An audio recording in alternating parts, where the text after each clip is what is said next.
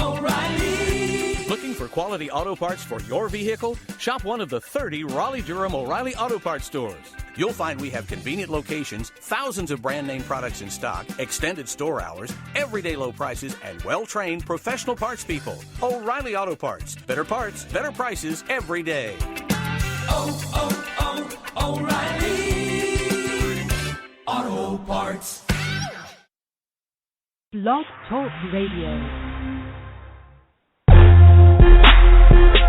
Hey, you are now tuned in to 110 Sports Talk. I go by the name Lynn Knight. Hey, it's the best. running through the competition, no competition. You don't believe it, turn us up. Sit back and listen. We bringing you the stats, all the breaking news and facts. Want the latest on the biggest trade? Well, this is where it's at. We don't talk it, boy, we live it. Got that all around coverage. From track and field, you name a field, we got it all covered. No diss to Derrick Rose, but we don't talk that bull. Just wait till he get healthy, better watch out for them bulls.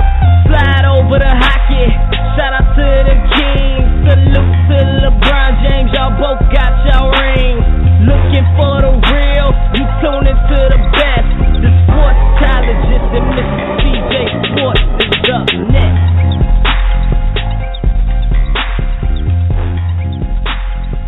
I want to welcome everybody to the 110 Nation Sports Show. I am your host, Mr. CJ Sports. You can follow me at CJ Sports 1. You can follow the 110 Nation at 110 Nation. Glad to be here on the 110 Nation Sports Radio Network's #1 night, Tuesday night. And, dude, we got one hell of a show planned for you tonight.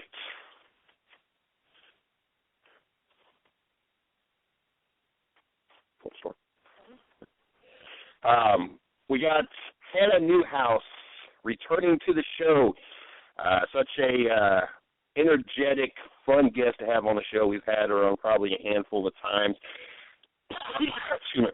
She's going to be coming to us live from D4D. Yes, Driver for Diversity. There we go. The Drive for Diversity Combine.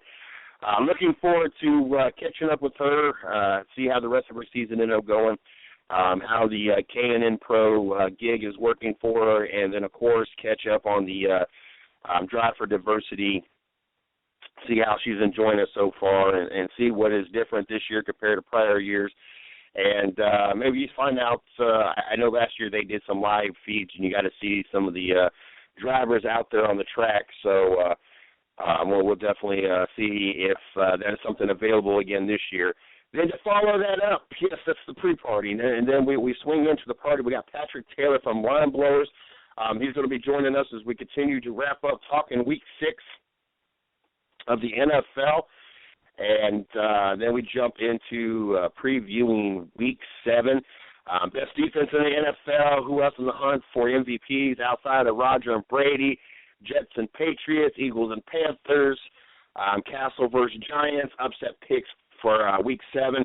Got a lot of things on the agenda tonight when we got Patrick Taylor on the show. Then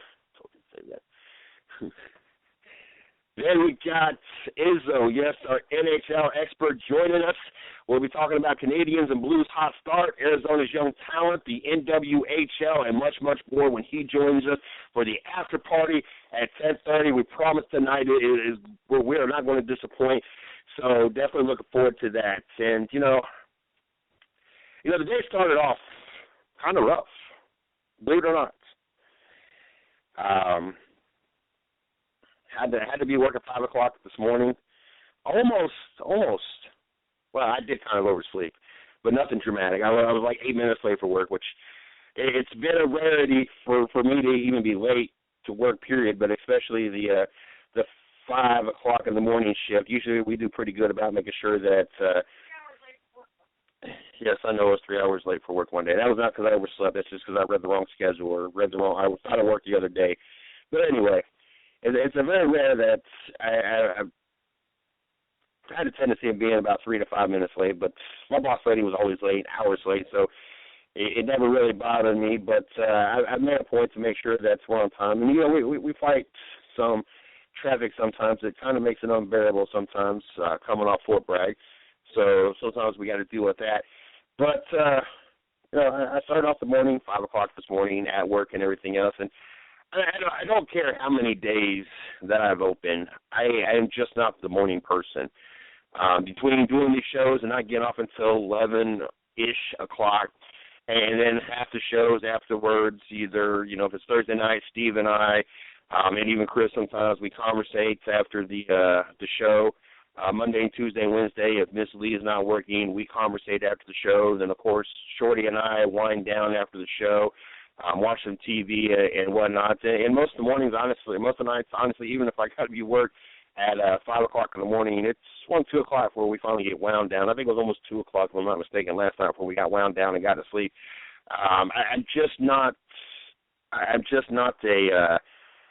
a night go to bed early kind of person. It is very rare. Even Friday nights, most of the Friday nights, I lay down between midnight and 1 o'clock, even with Shorty not being here, and I'm kind of in and out as she finally makes her way home from work about 2 in the morning, and we got to turn around and get up at 4:40 or so I could be to work. It's just not me. Between life and between the fact that I've bounced so many years, so a lot of mornings I wasn't getting in until 3, 4 o'clock in the morning, and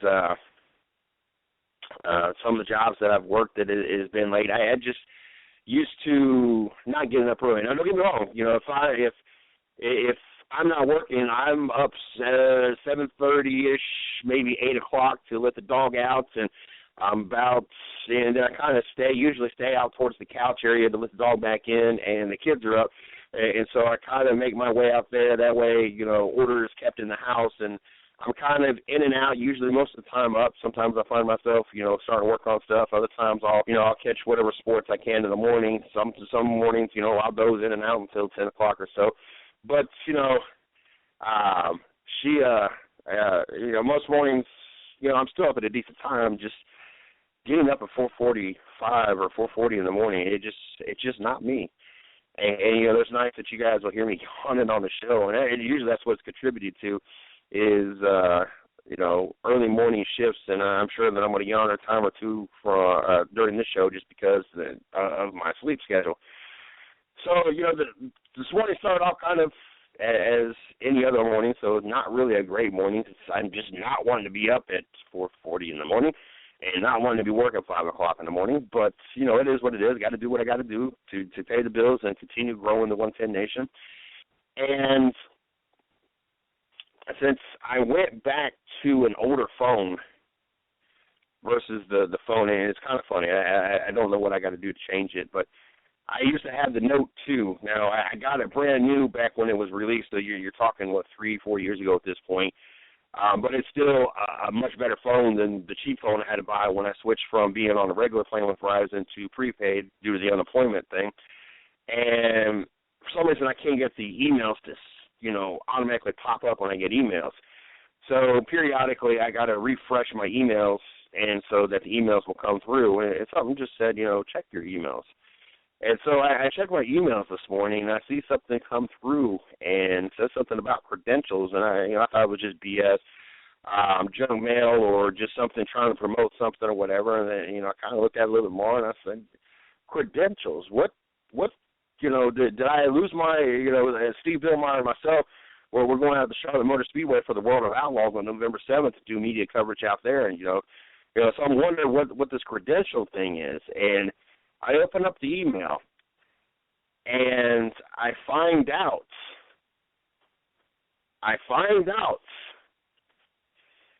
that I got approved to do media coverage at Homestead, the final race of the season. Like, Homestead. And that, to me, is like you're going to the Super Bowl. I mean, I know that NASCAR and NASCAR fans view Daytona as like the Super Bowl of NASCAR, but you know, this is it.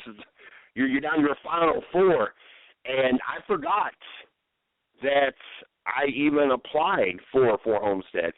And so, it was one of those things that, I figured I would throw 110 Nation's name into the hat, but never really expected our name to get drawn and actually get approved to be able to do media coverage for Homestead. And that's ever approved all weekend long. I'm looking to pull out Friday. I think it's the 22nd, the race.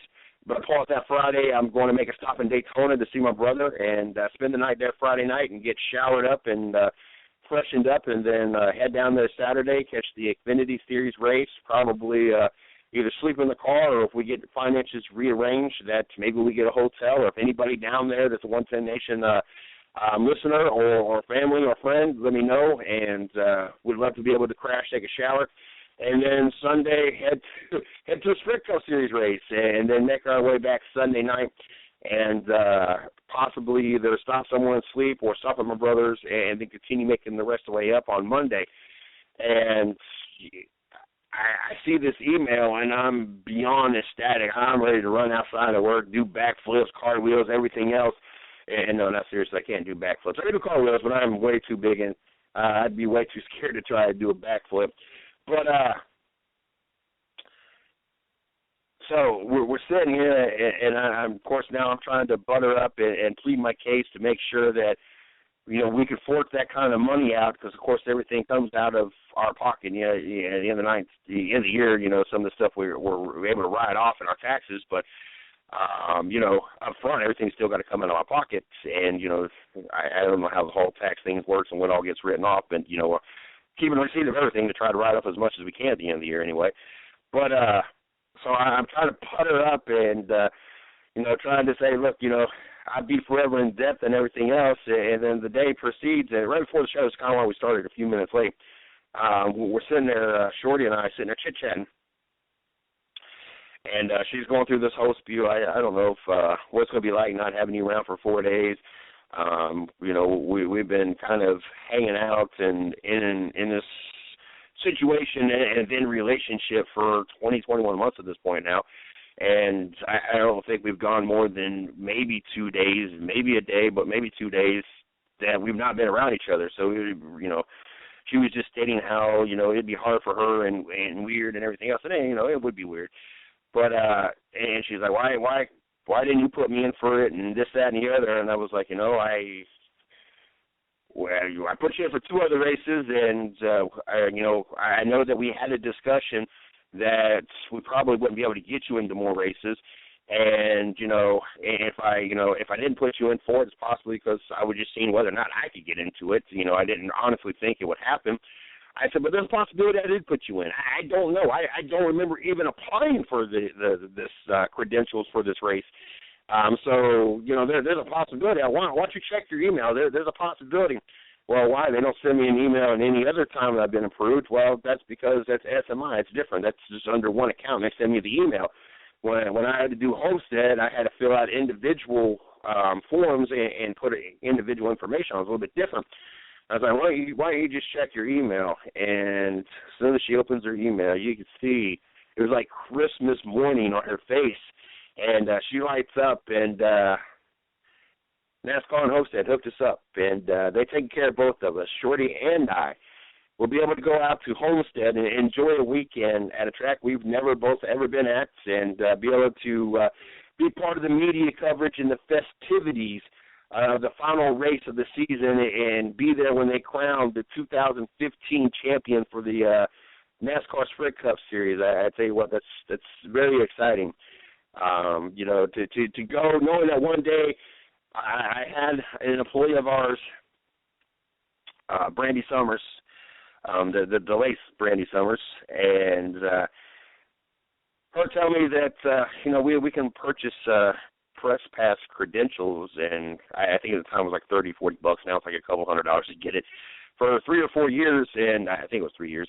And we could apply to these sporting events and be able to go as media and not pay nothing and blah, blah, blah. And, Brandy was one of those people that you didn't necessarily know everything to believe, that she kind of exaggerated on stuff and wasn't the most reliable at times kind of person. And so I took what she said, here and there. I never took a lot of weight into everything she said. She was pretty up and forward and honest with me. But, I have heard her tell enough stories and been around her enough times to know that, you don't believe 100%. And so, I was like, yeah, whatever. Here's my money for the pass. You get us a pass, that's fine. So we get this passes, and then it comes to applying. She's like, I'm going to apply for this, apply for that, apply. And I'm still sitting there thinking, okay, whatever. And I was like, look, I'll tell you what. You can use my information. You can set up this account. You can apply to whatever you want to apply. And when we finally get to go there and it actually happens, then I will believe it. And sure enough, we get approved for Bristol, that first race, and I'm still kind of skeptical. I'm waiting to get there and it's something not work out right. But it all worked out, and to know we went from there to really only get into SMI events to I get Miss Lee and her husband into Mid-Ohio this year, and I get Izzo approved to do Carolina Hurricane games, and now I'm finding myself going to Homestead. I tell you what, to see all this that has been coming together for 4.5 years, tell you what, it's something else. Something else. Never in a million years thought that we continue doing what we're doing. Had a lot of long conversations with a lot of people behind the scenes. Looking forward to what we have going on. Looking forward to a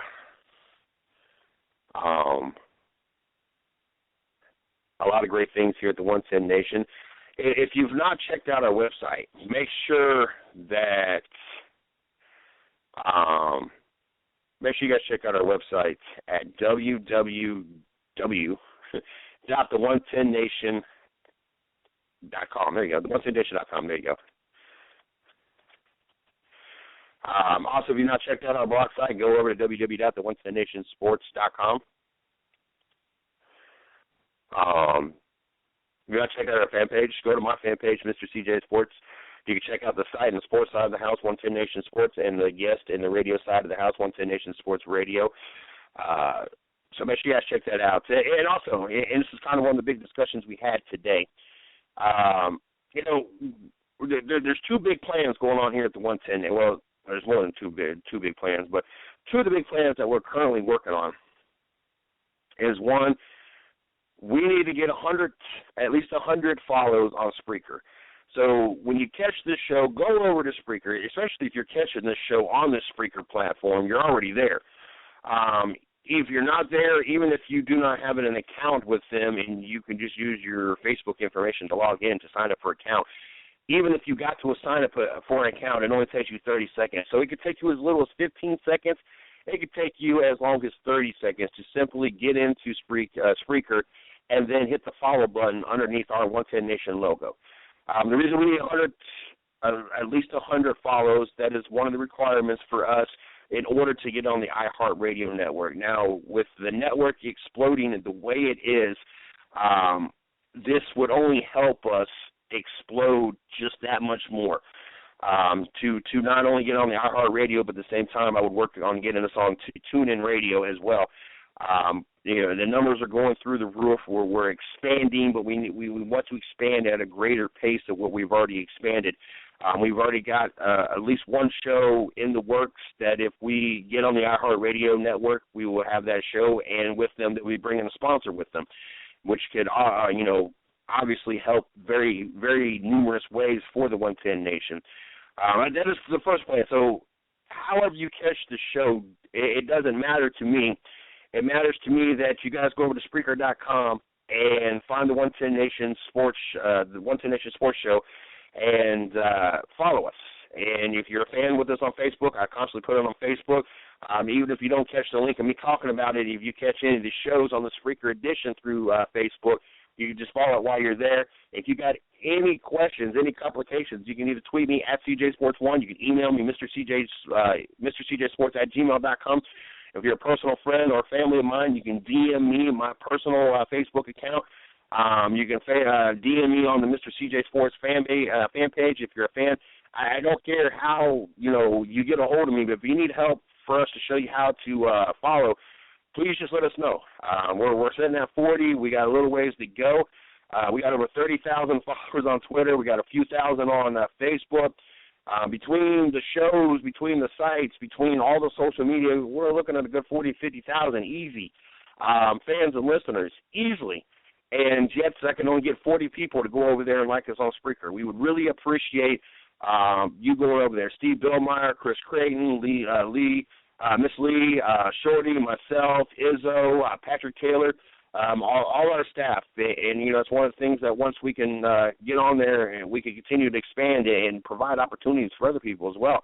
But all these people are doing great things and putting a lot of hard work and time and effort into this, and we like it for it to pay off. And that is one way to definitely do it. The other big plan is by the end of 2016, we want to be on at least 8 hours of live radio. Right now, on average, we're about 2 to 3 hours a day, about 2 hours. Mondays, we got 4 hours worth of live radio. And the rest of the days, we pretty much have 2 days, except for Friday, we have 1 day. That's outside of my the man behind Mr. CJ Sports, depending on how many episodes a day that I do. Usually they're about 30-minute episodes. But on average, about a little bit over 2 hours. You count Mondays, add it in to average it out. We want to be 8 hours. We want to know that we can handle an 8-hour day. And there's a lot of preparation going into this. That was a very long conversation that I had with one of the co-hosts on Thursday's show. We're trying to figure out the best way to go about. It would be 5 hours on Spreaker and platform and 3 hours on the on Block Talk Radio Network.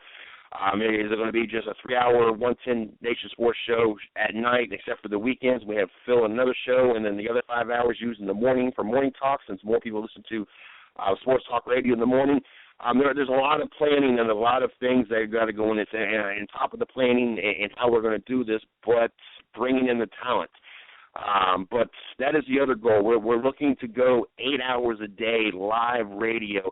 And once we start accomplishing that and adding writers to our blog sites, everything else will start to fall in place. The sponsors, the staff, getting in a building and everything else, everything is up and up here, the 110 Nation. Very excited as every door keeps opening up for us. And, as long as pretty much what he said, as long as we can find a way, we're going to do this. Like I said, all the finances come strictly out of our pockets. Yes, it would be nice to get some financial help somewhere, and I won't turn any down if anybody wants to hand any free money. But all seriousness, we're going to do whatever we got to do. If I got to go sell body parts and blood and sperm and everything else, I'll sell what I got to sell. We're going to make this happen, and we're going to live our dream, and we're going to be a 24-hour, 7 days a week show or a sports radio network, and have writers and be in a building and provide an opportunity for a lot of people to live their dream and be in the career that they want to be in versus just being stuck in some dead-end job that they hate. So definitely love your guys' support. Make sure you guys continue to spread the word. I talked to the Red Bull guy today, put me in on a little something, maybe go down and talk to Healy and see about possibly getting some advertising from them. I talked to the Little Debbie guy. He's supposed to be checking this out as well. Definitely been spreading the word. Myself and Steve Billmeyer, we've been talking to some local race car drivers to add to the schedule for the Thursday show. Speaking of schedule, we got Hannah Newhouse tonight. We got Sarah Cornett-Ching joining us again back tomorrow. We have a young driver joining us tomorrow, and I apologize. I don't know the name off the top of my head. Erica Enders. I'm looking forward to having her on tomorrow night. And then we were supposed to have Amber Balkan join us last night. Her and Miss Lee had a miscommunication, and information was passed back and forth amongst each other. We will have her coming back on Monday to join us next Monday. So we got a lot of great guests coming up, and trust me, one of the conversations we had, and then I'm getting ready to get a hand on the house, and I had topics I really wanted to talk about as NASCAR and this new charter system that they're talking about, a 40-car system. The GMs, every GM has pretty much got the Cleveland Cavaliers picked in as their favorite to win the title this year. 86% of the GM said if they was to have 86% of the GM said if they were to start their team today, it would be Davis would be the person they would pick. It was like 8.6% for LeBron James, and I forget who the other 86% went to in the voting, but it was a overwhelmingly dominant Davis as their choice to start a franchise around. J.T. Barrett getting the starting spot for Ohio State. I like the move. What we saw last weekend and the energy that J.T. Barrett brought to the fields, I think it's a no-brainer. So, I mean, we had other topics that I wanted to jump into, but just everything going on here and the constant, now I forget what I was even going to say, that got me sidetracked. Very excited about this. And like I said, please show your support. Please continue spreading the word. So like I said, I was spreading the word today. We're going to continue spreading the word. All of us behind the scene are doing everything we can. And I know what I'm talking about. I know that the 110 Nation Sports Show has been driver heavy at times, and that seems to be mainly the athletes we have come on the show. Trust me, we are working hard. It's not that we don't want to have other athletes on the show. It's that drivers are more willing and honestly, truly care more about their fan and their fan base than other athletes. And you can argue this till you're blue in the face. We're a prime example. In 2 straight years of having guests, I would say on average we have at least one guest a show on average, and I'd be more willing to say 2.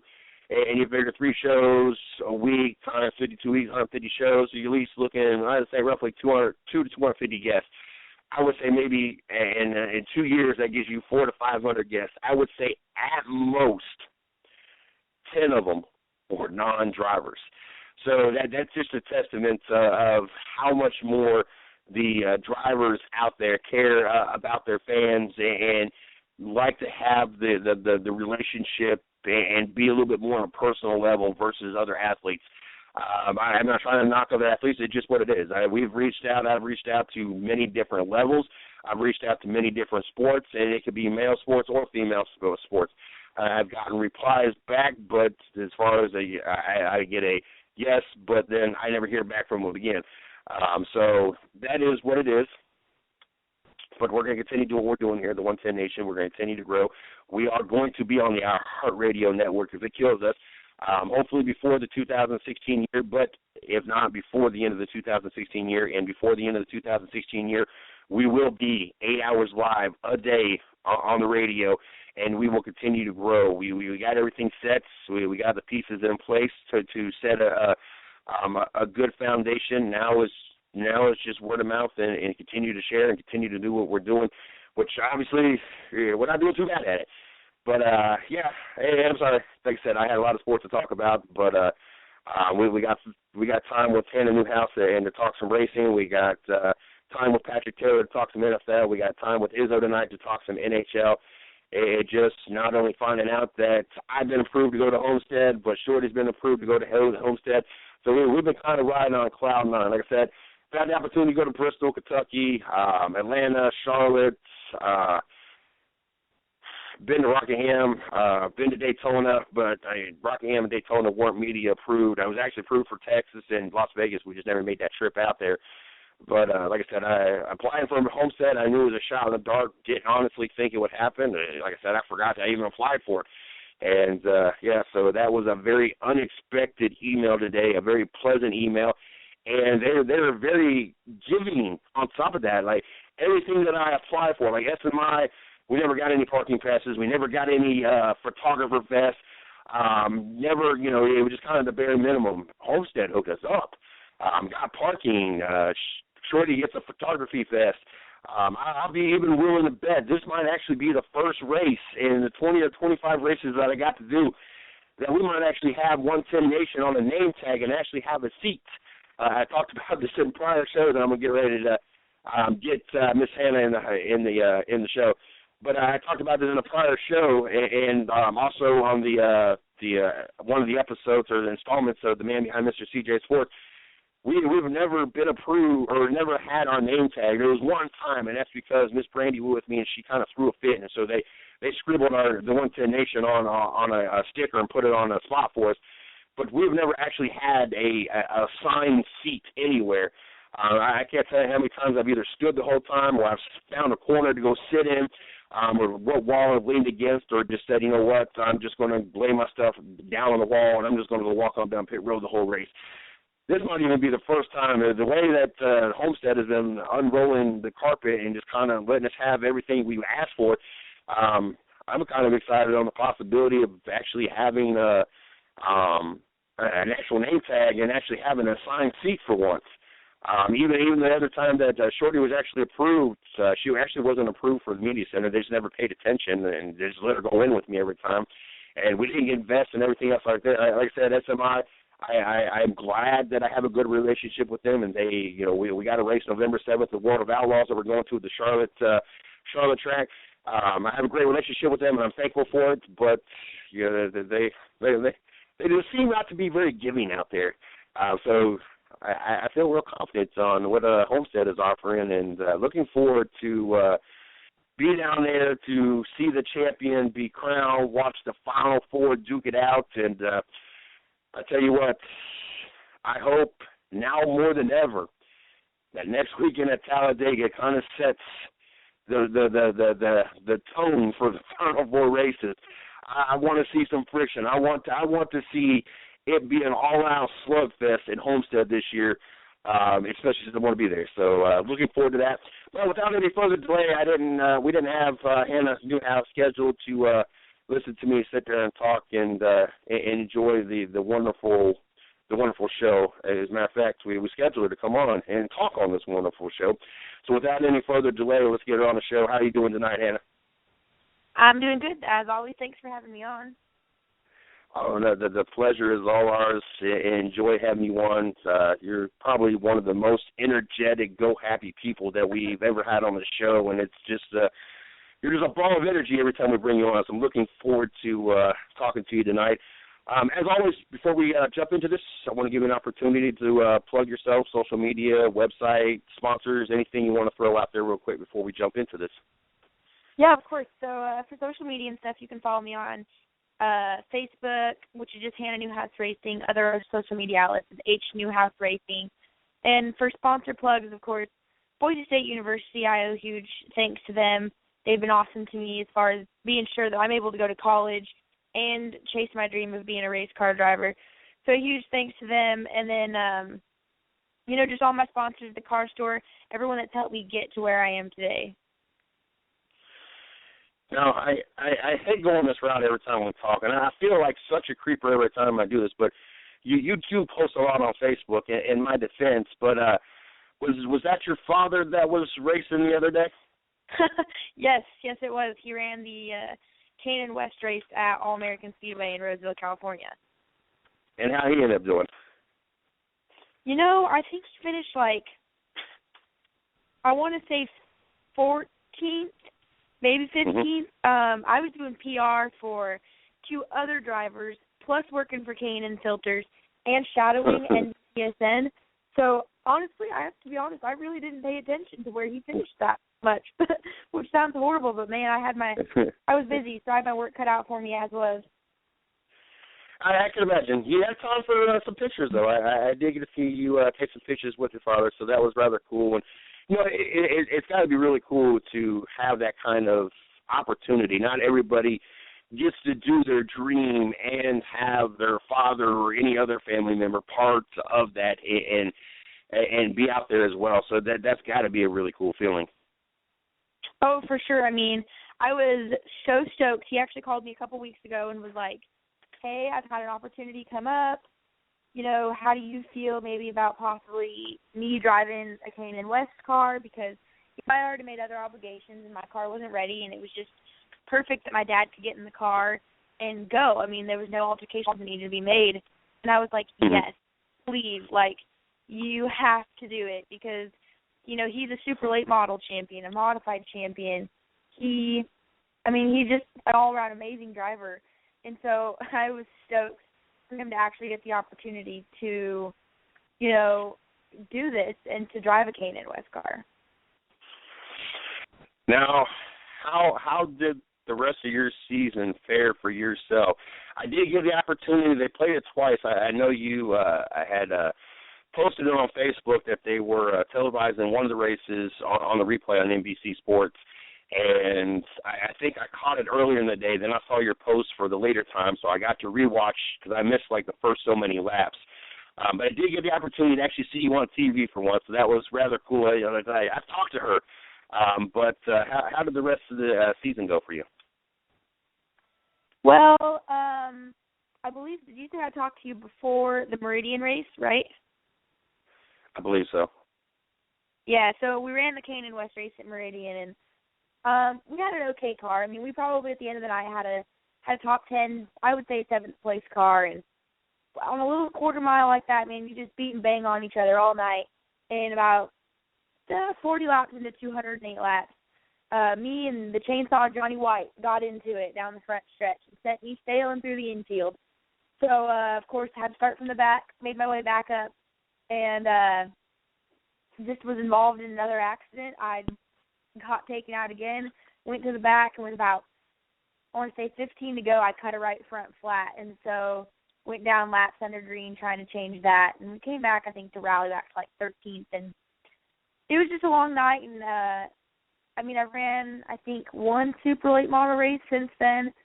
And same group of people that ran some of that West race, and same people took me out in that race as well. So we've just had a rough season overall. And I mean, I've just been busier than ever, of course, as always with college and this K&N deal that I'm working for. And you know, they've sent me to Dover and Richmond, VIR. I just worked Roseville this last weekend, and so yeah, I mean, it's just been a busy season on and off the track for me. I left last Wednesday for California.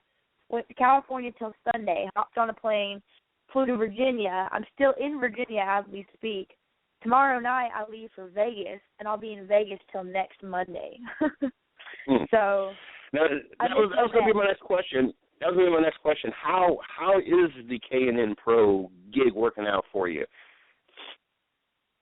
I absolutely love it. I mean, I always joke around. For the first time in a very long time, I actually get paid to show up at the racetrack. I'm not paying to go to the racetrack. So I really like it. I mean, it's right up my alley. It's PR, media. So basically my job consists of me, you know, talking to drivers, talking to fans, interaction. I do pre-race, post-race write-ups. I do social media. I get to interview drivers. You know, I'm best friends with a lot of these drivers, and I'm really close to them. And so, I mean, I get paid to hang out and do what I love. And so it's really opened some doors for me as well as far as potential jobs in the future. You know, I'm looking into moving to Charlotte in January and really pursuing a job that route. So it'll be my neck of the woods. We'll be about an hour and a half apart at that point. I know I've seen you joke about the miles that you have accumulated since you've done this K&N Pro Series. Does it ever get to be wearsome on your body, or, you know, traveling from time zone back and forth across the United States and everything, does it ever get to be exhausting? Very. I mean, today even, we had some breaks between the on-track testing that we did for the Drive for Diversity program, and then we had dinner tonight at 7:30. And, of course, my parents are calling me, my friends are calling me. We want to know how today went. And I called Grayson Raz, who's actually K&N West racer, just recently won at Roseville this last weekend. And I called him, and apparently I had a conversation with him. But I was so tired, I actually don't remember this conversation. So before I got on the air, I was talking to him, and I was like, hey, what's up? I haven't talked to you today. And he's like, dude, we talked like 3 hours ago. I'm like, no, we didn't. And I guess everything just caught up to me that I was so tired. I mean, I fell asleep between the time I got home, and I mean, I'm exhausted tonight as well, and it's going to catch up to me one of these days and knock me on my butt for a couple of days, but then I'll be back at it running full force. I mean, I always say it's a good thing I'm young and doing what I'm doing, because, man, it beats me up sometimes. I definitely can imagine, and I know that the years have caught up with me. I can remember once upon a time when I was in the military, I did my full-time in the military. Then I did 40-plus hours a week at a part. Well, it was a full-time job, basically. And then still we knew what night to be where every night of the week, which basically what bars had the specials, and we did that for a year straight. I was lucky to go to sleep most nights. A lot of times I was getting in just in time to put my PTs on and go back downstairs. Now, if I ain't getting a handful of hours of sleep, I ain't worth nothing no more. So I enjoy it while you still can do it, and being young, and especially talking about you being young and still be able to do it.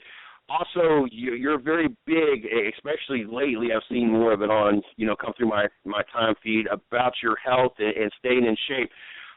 One, how hard has it been? I know that you've been trying to hit it, wherever you can, if it be, hotel, gyms, or wherever you can find an opportunity. But I also want to give you an opportunity because I know that you are also doing the Herbalife stuff. I want to give you an opportunity to kind of plug that as well for yourself while we got a moment. Yeah, for sure. Of course. I mean, it's been proven, one of the biggest things that really affect racing is your physical fitness.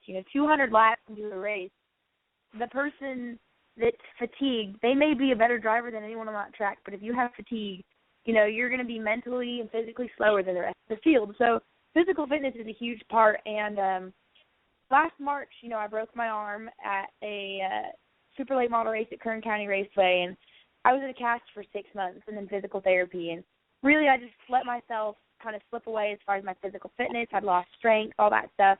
And I really watched my racing suffer, Not so much, actually suffer, but I wasn't nearly mentally concentrated anything on lap, 170. I was worn out. And finally, I just had enough. And so I decided it was time to kick my butt into shape. And, even this week, being in the cars and we did our physical fitness evaluations, I've noticed a night and day difference of just me feeling better.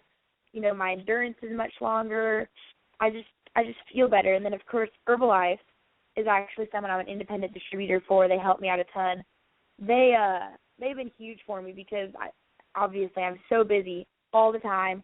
I have shakes that I can just pack with me, and they're healthy. They don't make me sick, which is a huge thing. When I'm at the racetrack, I hate to see because, it's 100-something degrees out, and we're working, and we're active, and, food makes you sick. And so, they've made it easy for me to be able to eat healthy and stay in shape while I'm so busy. Definitely good. I've had, I got wrapped up in it there for a little bit. The person above me I didn't want to. Basically, I didn't want to help him out. So I stopped doing it, but they had a lot of great products. So I definitely probably will get in touch with you about that because I got to get my physical fitness back in line as I've really slacked over the last year myself. The K&N Pro gig, and we're going to lead into this Drive for Diversity that you're at. Has it helped you in the sense that do you get to see things possibly different being outside of the car and get to see, things differently from a different point of view, and also be able to talk to different drivers on a regular basis now and kind of pick their brain, especially doing an interview? Do you feel that has helped you move your career in the racing career? Yeah, I would definitely say so. Before I even got this K&N gig, I felt like I was highly involved in the media side, whether it be, I was always Heather DeBow, who's the NBCSN reporter for the K&N West. Even when I was driving, I was walking up going, hey, so I don't really know how this could work, but can I, shadow you even though I'm in the car? I want to learn about this, and I want to know how to do it. And so I was really involved even before I got this K&N gig. So I really feel like, beforehand I had an interest in it. But, yeah, it's been an awesome experience. It's given me, like you said, the opportunities to talk to drivers that, maybe before I wouldn't have went up and picked their brain, not because I have anything against them, just because, maybe I was intimidated by them. And so I've gotten the opportunity to talk to, like David Mayhew. He's a huge name in the West Coast. He's got a lot of experience. He's fast everywhere we go, and I've gotten the opportunity to talk to him and a lot of the East drivers and visit tracks and watch, people run. these big famous tracks. I mean, I went to Dover a couple weeks ago, and that was so cool. That was a bucket list track of mine. And, I mean, I got paid to go there and hang out. I mean, granted, it was freezing cold and dumping rain, but I still had a ton of fun. And so, yeah, I've enjoyed every minute of this, and I'm really sad we've only got one race left at Phoenix International Raceway for the season finale. I just couldn't imagine you being intimidated. The videos that I've seen of you in the pictures, you're just like this ball of energy, like you're bouncing around everywhere and go happy. I just couldn't imagine it. Having the opportunity to do this, have you seen some tracks that you, in the back of your mind, you sat there and thought, God, one day I would love to just be on this track, just to have an opportunity to race on this track, if it's for, you know, historical purposes, deep meaning to you, or just the way the track looked or the way the drivers talked about the track? Has there been tracks that you had never been before, but because of this you've gotten to go and you want to be out there now? Yeah, for sure. Of course, the 3 East tracks I went to VIR, Richmond, and Dover. Like I said, Dover's always been a huge bucket list track of mine. And actually, I was really bummed about it. So they had, since we had rain delay, Ryan Preece was supposed to run for David Garbo Jr. We were supposed to run one of his cars, but since we had such rain delay, he was also in the Modified Tour points chase. So he had to leave and couldn't run his car, and they were scrambling Saturday morning. They're like, we need a driver. Can someone please, like, we just need you to start and park it. And I was like, this is my chance. Like, I get to run. It may only be 5 laps at 3/4 speed at Dover, but I get to drive it.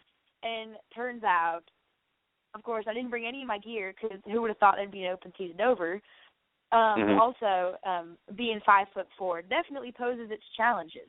So I couldn't reach any of the pedals, none of the switches, and they were like, you know what? Don't worry about it, just forget it. And so, yeah, I've got to experience a lot of different tracks. VIR was an amazing experience. That whole road course is a beautiful facility, and that's definitely one I'd like to drive one day, whether you're in a sports car or something. I've just got to experience a lot of new, cool tracks. I'll tell you what, you know, I've been to a handful of tracks before I started doing the media, and then now I've gotten to be at, I don't know, eight or so different tracks. I tell you what, it's different to be behind the scenes, and it's a totally different experience. And yes, there's going to be a time or two that I would like to join the fans and be out there drinking and cutting up, but to me, there's no greater feeling to be back there in the garage area and just kind of do what you want to do and get to experience it in a whole different way than not everybody else gets to experience it. Do you kind of feel the same way with that? Yeah, for sure. I mean, I get to be involved in such a personal aspect with the drivers, you know. Not only, of course, because I'm friends with them before. Like, I have no problem prancing over into the Jefferson Pitts Racing, you know, group and grabbing one of the drivers and being like, hey, come here, I need an interview for you or something like that. So I get this personal experience with all of these drivers that fans don't get. And I feel like that's something that I try to portray, you know, in my interviews and in my social media and that kind of stuff. I like bringing a side of the drivers to fans and social media that, you know, maybe NASCAR doesn't portray. You always see the serious pictures before qualifying. And the one I post is someone doing a funny pose with that NASCAR mini helmet, you know, as their so-called helmet. And just, I like bringing that different side because a lot of fans don't get to experience that. Oh, yeah. I definitely feel you on that. And yeah, that's like doing the post-race interviews and being in the media center, and you just get to hear them say, you know, because they don't repost all that stuff, and some of the things that they say in there, you know, they just get a kind of opportunity to kind of let loose and kind of be themselves, and they know some of it's going to be, you know, put on, you know, on websites, but some of the stuff is not, and, you know, it's just kind of cool to see them kind of just relax for a little bit and not have to worry about a fan putting something in front of their face to sign and not worrying about this, but just kind of be able to sit up there and just kind of relax for a minute. And it's really cool to have that opportunity. I'm not a Dale Jr. fan by any stretch of the imagination, but when he won in Martinsville, I want to say, and he finally got that grandfather clock, I tell you what, that he was probably by far my favorite person sitting in the media center and listening to talk. He was definitely a riot in there that night. You got the opportunity to be back out at the Drive for Diversity program. This is what, your fourth year?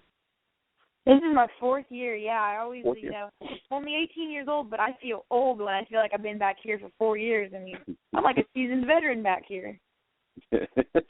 How's it going for you so far this year? There's a lot of stiff competition back here for sure, to say the least. We had our physical fitness assessment and media evaluations yesterday, and I definitely feel like I did really well on that. I feel like media has always been a strong suit of mine, and like I said, I've been really working on getting myself back in physical shape, not only for my racing, but of course to be able to, do well at the combine this year. And so I feel like I did well. We had our on-track evaluations today, and we were supposed to have, there's 22 drivers, and we were supposed to have each driver go on track twice for a 25-lap session. We made it to 5 o'clock. I was the very last driver on the track during the first session of drivers. It's really hard to compare when you've got 22 drivers, 3 different cars, and, I might drive a car. I drove a car at 5 o'clock at night, and the same car was also driven at 10:30 in the morning. So, you're looking at lap times that are all across the board, and so I feel like it's really hard to be able to evaluate a driver that way. But, we've got NASCAR personnel and officials and series directors up in those booths that are evaluating us, and they know that, you know what I mean? They are not just some average Joe evaluating us. They completely take that into consideration, which makes me feel good. It's up in their hands now. You just go out there and do the best you can do. Now, is there anything different about this year's combine, anything they've done differently versus the years prior?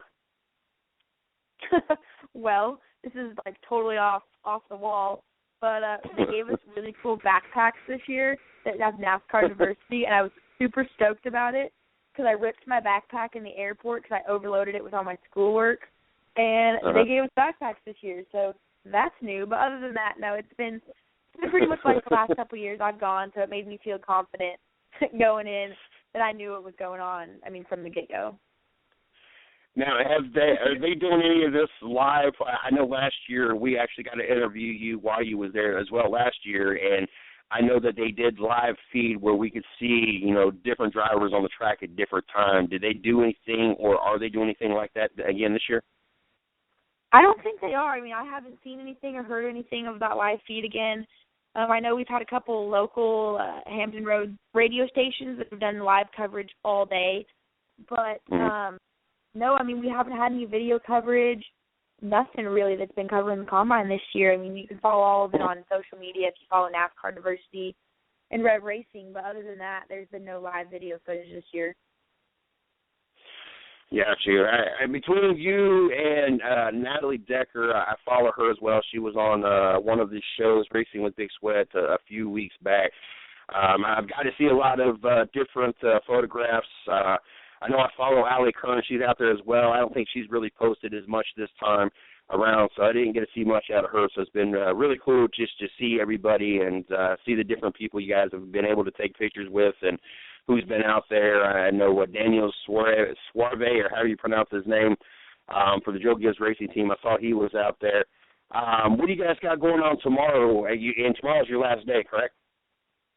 Yeah, tomorrow tomorrow was supposed to be an optional on-track testing day, so they were going to, maybe take between 3 to 5 people that they felt they needed to reevaluate. But since we were running so far behind schedule today, right now the plan is that we're going to probably go out there again tomorrow bright and early and try and run all 22 of us again before, we all get dismissed to leave. That way everyone gets that second set of 25 laps. But I wouldn't be surprised if tomorrow, they choose about between 7 to 10 drivers that they really feel like they need to reevaluate. Maybe not because they did bad, maybe because they did good and they want to, see if they can match that up, or maybe because they didn't feel like they got a solid opportunity on the track due to track conditions. Like I said, it's all up to, these people's opinions and maybe evaluations that they would like to see more of another driver. And so, I'm really not sure. We're kind of up in the air of what's going on tomorrow, but I know tomorrow is an on-track day.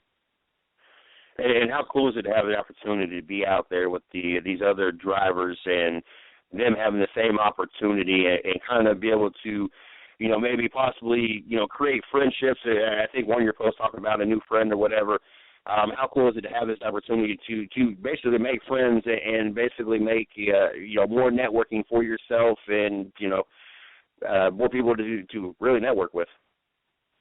Well, me being a little social bug I am, I absolutely love it. We have people from all over the country, including British Columbia, Europe. There's a couple from Mexico. And last year we had Amber Balkan from Canada. I mean, it brings us all together. And, you know, girls have this natural thing where they're really catty with each other. But I feel like when you bring these girls and guys together and we all share this same bond of racing, I mean, it's awesome. We all get along great. Very rarely can I sit down with a girl of or close to my age and talk about setup. I mean, you know, you speak another language when I talk to my roommates, let alone just girls in general.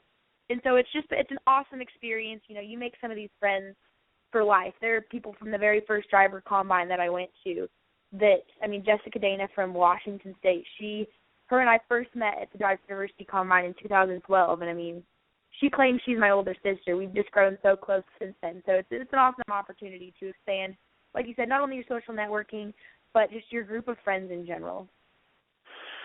And yes, Amber Balkan is a very cool driver. We've had her on once before. Actually, she was supposed to be on Monday, but her and Miss Lee had a miscommunication, so we're getting her back on. Yeah, it was supposed to be on yesterday. We're going to get her on next Monday. Very, very good driver, and we love to have her on the show. So very, very cool that you guys get this opportunity. You know, I applaud NASCAR for having this, you know, this program. I think it's done wonders for the sport, and it's helped, you know, be able to help showcase some of the talent that we were missing out throughout the years. I'm glad that you've had the opportunity to be out there 4 years now. It's really cool that, you know, you've been selected to go all these times and really, you know, take advantage of the opportunity that's given in front of you. You guys don't find out the results until November-ish, if I remember correctly, isn't it? Yeah, I mean, give or take. 1 year I found out in November. The next year I found out in January. The next year I found out right after New Year's. So it's just kind of when they feel like letting us know. So I'm hoping soon this year because, you know, we all got a lot going on, especially with me in college and trying to figure out if I have to move across the country. So. Gotcha. Well, Hannah, I don't want to keep you up any longer. You obviously got a long day in front of you tomorrow. Then you got to head to Vegas, if I remember what you said correctly. And you're just busy. I half the time just watching what you do on Facebook, I get tired. As much stuff as you got going on. As always, it's a privilege and an honor. You're kind of a cappuccino, what is that, Starbucks shot for me of energy, just the ball of energy that you are, and you just kind of throw off that vibe. So you're definitely going to help me get through this next hour. But good luck. I'm looking forward to seeing how this all works out for you. Looking forward to seeing more of your posts about the K&N Pro stuff and the videos you'll be posting, and look forward to having you back on the show very soon. Perfect. Thanks. I always appreciate being on. Yes, ma'am. You have a great night. You too. Thanks. Bye. That was Hannah Newhouse from Hannah Newhouse Racing. Works for K&N Pro. Works for, I believe she still works for Gold's Gym as well. The driver of the 46 Boise State car, in the Drive for Diversity program, Herbalife representative. I'm sure there's probably about 5 or 10 other things that she's doing that I forget to throw in there. But a phenomenal young lady, doing great things. Like I said, she just turned 18. She's already, this is her second year of college. She graduated early. Definitely got her head on her shoulders, and now she's living the dream, and she's getting to do what she wants to do, and it's great. And it's great every time we've had her on the show. And like I said, last year she was at the Drive for Diversity Combine, and we got the opportunity. It was funny because one of the partner companies we was with, they kind of set the whole thing up, and I had all these names to choose from, and I could have picked somebody else I've never talked to before, but we kind of have this relationship with Hannah, and it works out really great, and we have a fun time with her on the show. So to me, it was a no-brainer. I went ahead and picked her to bring her on the show, and then I had no idea we was in talks of having her get back on while she was there again this year, but Miss Lee reached out to her. She was more than willing to come back on the show. Like I said, we love having her on the show, so it was a pleasant surprise. So it worked out, but definitely want to wish her luck. I hope that this year she gets picked. As much as she wants to do it, I don't think that it would really break her heart that bad if she continues doing the K&N Pro Series and gets to move to Charlotte and still get to live inside the dream, but maybe just a different position inside this dream. So just listen to her talk about all the tracks she gets to go to and talk about all the drivers and the amount of respect that she has for these drivers. If she does not make it in the racing career, obviously she has found what else she wants to do, and it's definitely not everybody gets to do it. And, it took me until I was 30, I'm 37 now. 33, and until this all came about and I found out what I wanted to do. Now, if I could be like her and actually get paid to do it, that would be great. But I will continue doing it for nothing and put it in my pocket until we make that happen. But definitely, like I said, definitely want to wish her luck. Definitely can't wait to have her back on the show. You guys are not following her, follow on Facebook. Like on Facebook, Hannah Newhouse Racing. And I think her Twitter was at Hannah Newhouse as well. Make sure you guys check her out. Always a lot of pictures, always a lot of fun videos. She's going all these tracks, having a great time. Like I said, she just got her head on her shoulder. Great driver. So make sure you guys check her out. We got, to keep the ball rolling, we got Patrick Taylor from Line Blower joining us. We got to finish wrapping up week 6, and we got to start talking about week 7 of the NFL. So without any further delay, let's go ahead and get Patrick on the show. How you doing tonight, Patrick? Good, man. How about you? I don't know if you listened to the beginning of the show or not, but I am beyond ecstatic. I had to go to work at 5 o'clock this morning, so I was kind of bummed and everything else. I'm just not the morning person. No matter how many times I try to do this with the show and my prior job is being up late at night, I'm just a night person. And about 2 or 3 hours after I was at work, I decided to check emails just to be nosy, and oh, behold, myself and Shorty have been approved to do media at Homestead, the final race in the NASCAR season.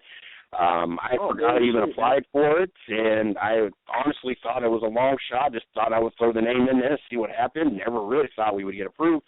So, and Shorty didn't even find out until about 10 minutes before the show. She was kind of upset that I would be gone for 4 days, and it was kind of upset that she thought I didn't throw her in for the opportunity to go as well, and I didn't remember if I did or didn't. I was like, well, check your emails. And sure enough, they all went all out and gave us both everything we wanted, and so now we're scrambling around trying to make it all possible to get down there. But, we're right on cloud 9 here at the studio tonight. Good deal. Happy to hear it, man. I literally, just from listening to your show, that's about the extent of my racing knowledge, so I know that's a passion of yours, and, man, congratulations to that. Oh, most definitely, thank you. And, if anything, you need anything our way, that if you're close to anything and you want us to try it on in to help you get into anything, make sure you let me know, especially everything you guys do with the hour and a half of your time you give us. I've got my NHL guy approved to do some Carolina Hurricane games. I got Miss Lee approved to do a race in mid-Ohio. All I can do is try. And if there's anything out there, and you're ready, just definitely let me know. Man, I appreciate that. Thank you. Yes, sir. Before we jump into this, like we do every night, I want to give you an opportunity to plug Line Blower. Go ahead and plug your guys' site, Facebook, Twitter, anything else you want to throw out there real quick. Yeah, lineblower.com, predicting outcome in all sports events in the major four sports. Also, we run an extensive blog site that kind of takes a different perspective to sports reporting, and we do daily fantasy on top of all that. So lineblower.com. Twitter is line_blower, and newly started Facebook page. Type in Line Blower. It's a community page, and like us on there. Week 6, I believe we had a couple more topics to talk about before we jump into Week 7. As a matter of fact, the first thing on your list is best defense in the NFL. I tell you what, there's a couple of teams that kind of surprised me defensively this year. Such as the New York Jets. Yes, we know in years past under Rex Ryan that they have been good. It seems the last couple of years not so much, and it seems like maybe there wasn't so much focus towards that defense. But then this year they're number one scoring defense, and so it kind of surprises me that they've been able to get back on. That obviously with them sitting 4-1 at this point, there's obviously a reason why. But that's just one example of two defenses that have really kind of surprised me and have kind of impressed me what they've been able to do so far this season. Yeah, I mean, I really like the Jets' defense right now. I mean, they're giving up 15 points a game. On top of that, they're forcing 3 turnovers a game, and their defense has been on the field the least amount of any team in the NFL. Todd Bowles, he's a old school type of guy with his 3-4 defense, but the last couple of weeks he's actually implemented the old Buddy Ryan Bear defense of 3-6. You got influx of defensive linemen over there, headed by Leonard Williams, who arguably was the highest-rated player in the draft, if you ask most experts. And then on top of that, their best defensive player from last year just became active last week in Sheldon Richardson. So it's a new coach, a new system, a lot of young players that are highly rated, a lot of first-round picks on that defense, and really I can only expect them to get better under Bowles and under the philosophy he's implemented. He's a no-nonsense type of guy and plays real conservative, but can also throw in wrinkles that other teams can't because he has so much on the defensive line. And then you throw in all the talent that's very headlined by just coming back over from New England. It's a scary bunch. So I really like the Jets, and the Broncos defense has excelled with the more experienced players. You have Marcus Wolf, some really good things going on in Denver. I really think as far as the season moves on, I expect the Jets to get better while Broncos defense has been on the field a lot longer, almost 4.5 more minutes a game. And with the offensive struggles, that's going on in Denver, I expect some of the age and experience to just kind of get to them and possibly wear them down as the season goes on. The defense that really shocks me, and this is just because this was kind of their weakness for the longest time that I can remember anyway. And this is the Green Bay Packers defense, the third-ranked defense, 23 sacks, second in league in sacks behind the Denver Broncos that got 26 sacks. Are you impressed by how good this Green Bay defense has played? Because traditionally they have not necessarily been that defense that's been known to shut people down, only allowing 16.8 game. 16.8 points a game. This team has been more known as, Aaron Rodgers is going to take that offense out there. They are going to produce, and they're going to outscore. Hell, even Matt Flynn was 6 touchdowns in a game. It was a meaningless game that they locked in, and they played Detroit, which was the worst secondary at the time. And that whole Matt Flynn thing, I hate people throwing that out there. But I just throwing it out there just because it's a high-scoring offense, and that's traditionally what we've known them as.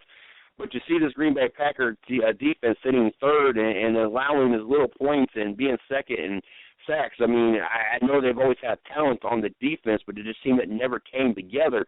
How impressed are you with them already playing 6 games and being the third-rate defense? Yeah, I mean, I'll tell you this. They gave up a ton of passing yards this week to Rivers. It was actually Rivers over 500 yards. It was the most yards a quarterback's ever thrown for in a game without actually throwing an interception and losing. But with that being said, the secondary made a great play to win them the game at the end of the game. And in my opinion, they mentioned it last week. In the past, I think the Packers defense actually, gives the game away and the Chargers pull it out. One thing that the Packers have going against them is the fact that Aaron Rodgers is so good that the defense is on the field, a lot more than maybe some other teams because he finds you to score so quick. But, when you have a guy like Aaron Rodgers, you can spend high draft picks and spend the money in free agency to bring players in. So, Clay Matthews is having a year so far. Julius Peppers is playing well. The safety from Alabama that's drafted a couple of years ago really seems like he's fitting in. Clinton Dix. So I'm impressed. And, I mean, if they can keep getting pressure and closing out games like that, the Packers are definitely the team to beat in the NFC.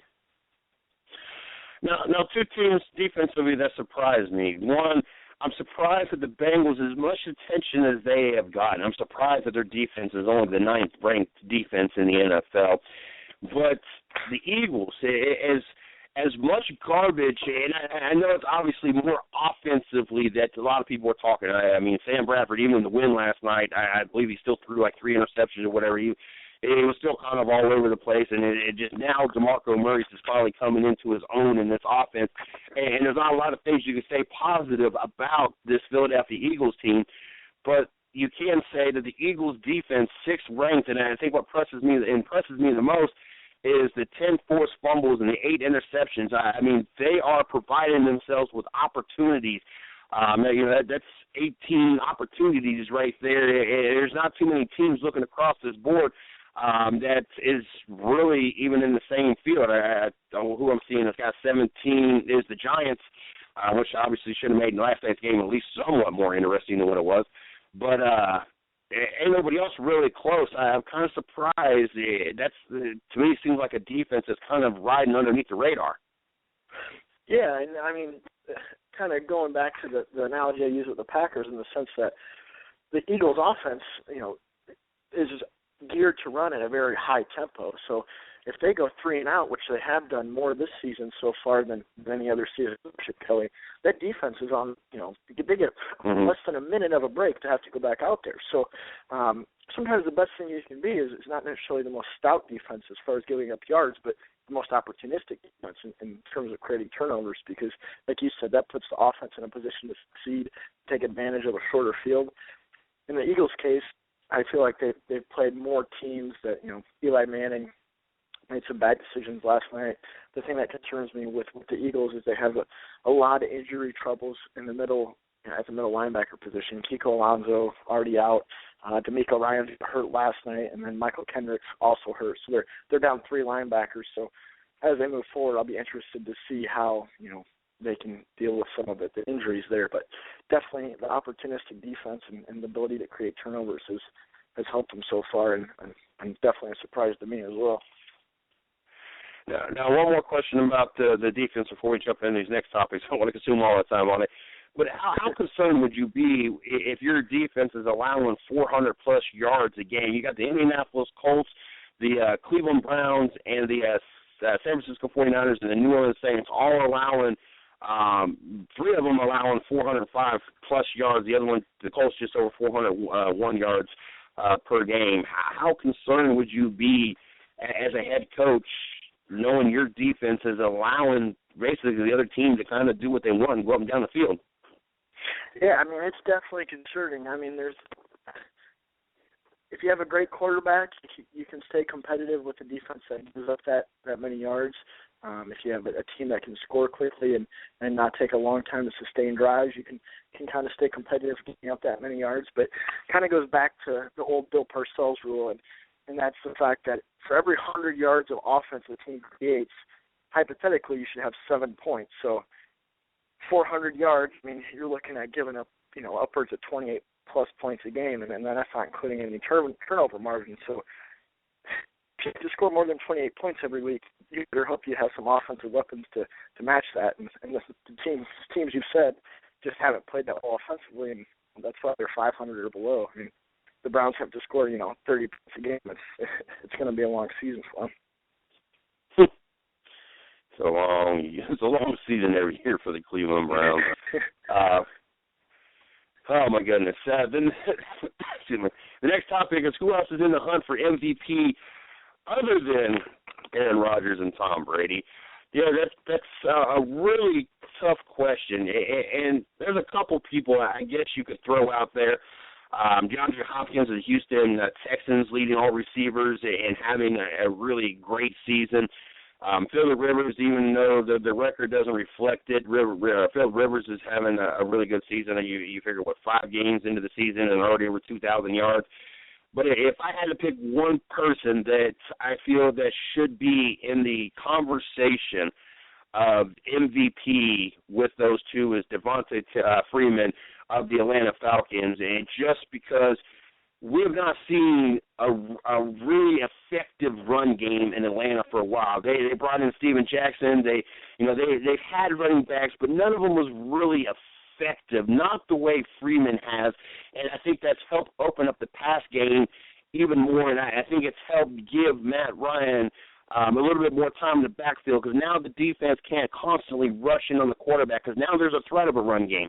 And I think that's what hurt the Atlanta Falcons the last couple of years, other than the offense just was horrible at blocking. they just weren't giving him no time because there was really no threat of a run game, and so they knew, he was dropping back. So as long as you had everybody covered, you could send whoever you want to come after Matt Ryan. And Matt Ryan's not the most mobile quarterback. He's not no Tom Brady, don't get me wrong, but he sure ain't no Michael Vick or Cam Newton either, or Colin Kaepernick. So I think having Freeman step in and take that role that he's taken in, I think has really helped the Atlanta Falcons and their look in that offense. Yeah, Devontae Freeman's a great candidate. One I didn't actually even think of myself. But he's, like you said, opened up that offense to let them do things that they haven't been able to do in previous years. I was a guy that was really high on Tevin Coleman, the back that was drafted out of Indiana. He had a rib injury, and Devontae Freeman was able to step in, and, he's had monster game after monster game. But I really think, like college football, the MVP award is, the Heisman Trophy, and they almost should just make it an award that's only given to quarterbacks, because at this point, that's really all that gets it anymore anyway. So I asked you guys, and really this is such a hypothetical question, because anymore I think they should just have it a two-man race, or, make it Rodgers or Brady and not even talk about it. But if those guys weren't playing, I really like what Cam Newton's done in Carolina, 6-0. He's led that team, kind of gave them my identity on offense as far as his playmaking ability. You think about the award, and it's called the most valuable. So if you take Cam Newton off of that offense, the Panthers are 2-4, 1-5. He's really helped them, to win games and make plays with his feet, make plays with his arm, and more importantly, he's really been a leader.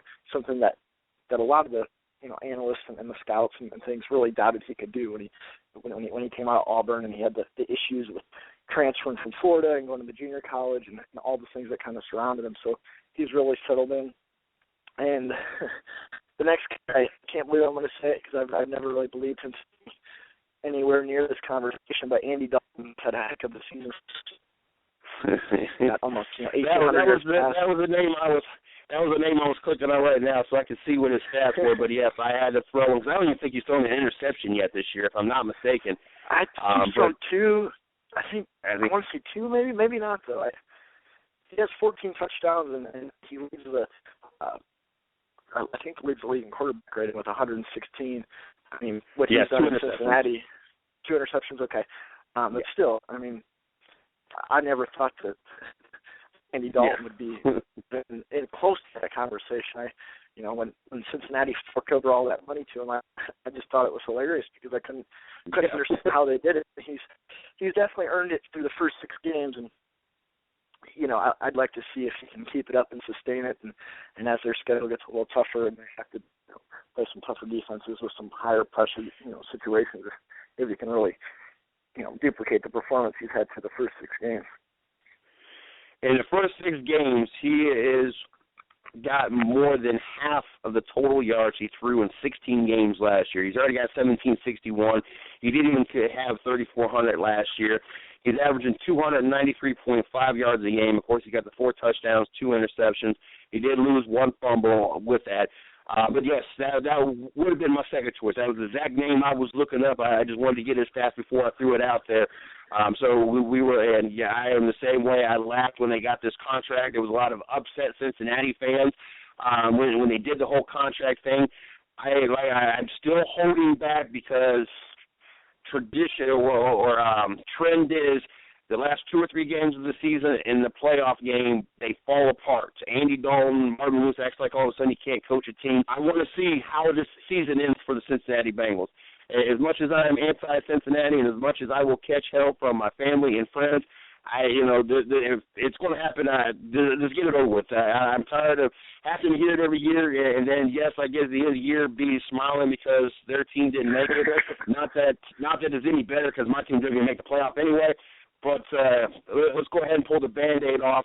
I had to live in the household and watch the Cincinnati Bengals lose twice to the Super Bowl to the exact same team in kind of the same orderly fashion. At the end of the game, they end up losing it. I don't think they're still the best team in the league, but I would definitely put them top 3, top 4. I wouldn't have them too far behind the Patriots and Green Bay, but we talked about that last night. So I definitely agree. I like Andy Dalton being in the MVP conversation. Yeah, crazy to say, but he's had a good 6 games, and like I said, it's 6 games, not 16, and not into the playoffs. So we'll see how he can finish it out. Now we got some interesting games coming up next week, as we tend to do some weeks. Some weeks you just wonder, just like the whole NFL having I think we talked about this yesterday. The Buffalo Bills and Jacksonville going to London. I don't know what London did to the NFL, but I thought that they could have put 2 quality teams over there, at least 2 teams that are going to be competitive. As horrible as Buffalo is so far this year, well, up and down they've been this year. Jacksonville is just horrible. It's going to be a lopsided game anyway. I would much prefer to have been Buffalo and New England, or Buffalo and the Jets, or somebody other than the Jacksonville Jaguars. But the first game you got on the list is the the New York Jets traveling to New England. This game is going to be interesting. A lot of hate between these 2 teams. You got a 4-1 Jets and a 5-0 New England Patriots. You got a Patriots team that is still trying to try to prove a point or shut everybody up. You got the Jets who would love to knock the New England Patriots off their pedestal and make this a 2-horse race. Definitely going to be an interesting game. I'm sorry, but I still can't bet against Bill Belichick-led anything, especially throwing in a little bit of Tom Brady, who's in a serious conversation for MVP, and in fact, you got Gronkowski. But I think it'll be a close game. I think it will be a fun game, and I think it will be a very heated game. But I think it'll be a New England Patriots game that's going to be who's victorious. What you like about this game, and how you see this game playing out? Yeah, this is, you got, like you said, 5-0 New England versus 4-1 New York Jets. This is actually the largest spread of any game in Week 7. Patriots are favored by 9.5 points as the Jets have to go into Foxborough. There's a few things to look at. I mean, the Jets have had a lot of success running the ball with Chris Ivory, and the Patriots, like I said yesterday, kind of showed some vulnerability against the run game. Patriots rush defense 20th in the league. I think the Jets are going to look to try to control the clock, keep the ball out of Brady's hands, and really rely on that defense to shut down some of the intermediate route runners. Bill Belichick said it himself this past season when Darrelle Revis was on his team. There is no better player at covering the intermediate routes than Darrelle Revis. He's a guy that has the strength to jam the receiver at the line and the speed to keep up with some of the quicker slot receivers. So he'll be a huge tool for Todd Bowles and the Jets. We get to find out if these Jets are for real. It's a series that's been dominated by the Patriots for the last decade. Even when Ryan was there, I think they only beat the Patriots twice in 14 times or something like that. The Patriots are coming off 2 games on the road, one being a Sunday night game that had a lot of emotion involved. So part of me says it's kind of a trap game. I like the Jets with the points, but I still think New England will find a way to pull it out late. I think the Jets will play tough, a lower scoring game. I like New England 21-17 over the Jets. I think the X factor in this game, and it's funny because in the beginning of the season we joked about this, or I know I joked about it. I don't know if we talked about it while you was on the show or not, but with Geno Smith going out, it was funny to label Ryan Fitzpatrick as an actual upgrade to anybody. I think that's going to be the X factor. I've never been highly sold on Ryan Fitzpatrick. I got to laugh at the Buffalo Bills and the ridiculous contract they gave him after, a half a season of him actually performing decent. They went all out and gave him a ridiculous contract, and then they obviously didn't get what they paid for and eventually just got rid of him. I think that's going to be the X factor. I think that Bill Belichick and that defense is going to frustrate Ryan Fitzpatrick, and I think that he is ultimately going to end up costing this team the game. I don't think he's losing a job for him, but I think ultimately I think that they are going to frustrate him, that they're going to confuse him, and I think that's what the X factor is going to be for this game. Yeah, I think Fitzpatrick, because he's a smart guy. I think he scored the 3rd highest ever on the Wonderlic test. He has a bachelor's degree from Harvard in economics. And so, I mean, with that being said, he's not going to be surprised by anything that the Patriots defense throws at him, whereas a guy like Geno Smith or a less experienced quarterback would really maybe struggle with some odd fronts. Fitzpatrick knows how the game works. He understands the concepts, and you might be right, man. He might be the X factor in being able to maybe allow that defense to play and keep the ball out of Tom Brady's hands. Now, this next game that you have on the list is interesting because I don't know how to read this Philadelphia Eagle team. They gave the Jets the only loss, but then they act like they didn't know how to play football against half the other teams, and then they showed up last night and beat a Giants team that looked like they were going to run away with the East because it looked like everything was finally coming together, and they could only score 7 measly points, and Philadelphia put up 27 points.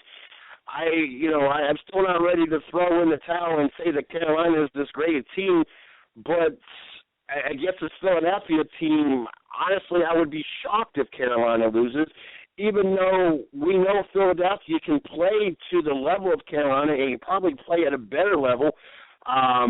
This is one of those games that I'm going to have to go with Carolina, them being home and them being undefeated and watching them go into Seattle and beat Seattle. But at the same time, I wouldn't be surprised if I end up getting this game wrong by picking Carolina. Yeah, it's a tough game with that being said because we don't know if Carolina is for real and we don't know if Philadelphia is. One thing to point out, it's a short week for Philadelphia. Alabama Monday night, they're going to lose a day of prep. So, NFL, I'm not sold on the either. The top in the East with the crazy Cowboys and the issues that the Redskins and Giants have had. I don't think it's that big of a deal to be sitting atop the division now with the circumstances. And like I had said earlier in the show, the Eagles are really banged up at middle linebacker. And if you think about the Carolina Panthers offense and how they like to play, to do a lot of power runs up the middle. Their number one receiving is Greg Olf. Their third option is usually Cam. How they handle their middle linebacker situation, I think, is kind of the key and the X factor and how the game will be, looked at. I just think Sam Bradford in that offense is not a fit. DeMarco Murray in that offense is not a fit. And even though I'm not sold on the Panthers with them being have injuries and still trying to figure out what I think there's.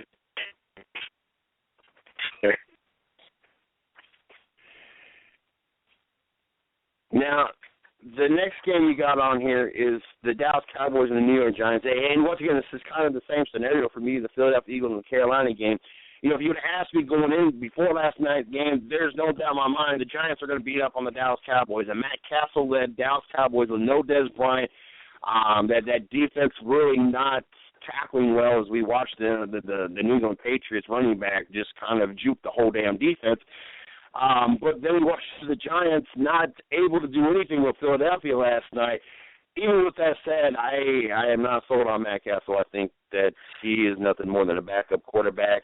I think he had his day in the sun when he got to step in for Tom Brady in the perfect system over there in New England, and then his 1 year in Kansas City. I think that's the best we'll ever see out of Matt Castle.